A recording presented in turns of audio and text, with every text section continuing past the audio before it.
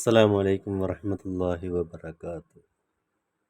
പ്രിയ രക്ഷിതാക്കളെ, ഇന്ന് ഞാൻ പറയാൻ പോകുന്ന വിഷയം സമസ്ത വാർഷിക പരീക്ഷയിൽ ഒന്നാം തരത്തിലെ ദീനിയാത്ത് അഖ്ലാഖിൽ നിന്ന്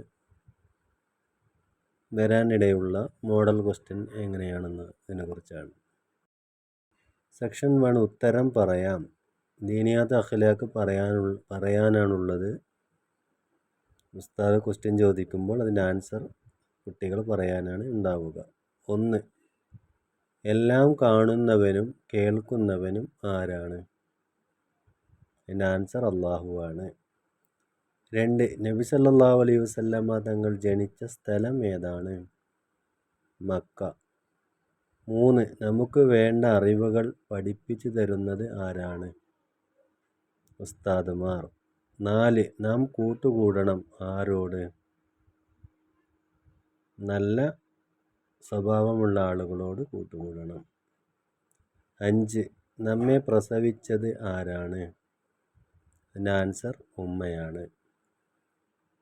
ഇത്രയാണ് ദീനിയാത്ത് അഖ്ലാഖിൽ നിന്ന് മോഡൽ ക്വസ്റ്റ്യൻ വന്നിട്ടുള്ളത്. ഇനി അന്നത്തെ ദിവസം തന്നെ തഫ്ഹീമു തിലാവ കേട്ടെഴുത്താണ് ഉണ്ടാവുക. ദുറൂസ് അറബി മലയാളമാണ്. തഫ്ഹീമു തിലാവ ദുറൂസ് അറബി മലയാളം കേട്ടെഴുത്തായിരിക്കും ഉണ്ടാവുക. അതിലൊന്ന് ഹിമാറുൻ എന്ന് ഉസ്താദ് പറയുമ്പോൾ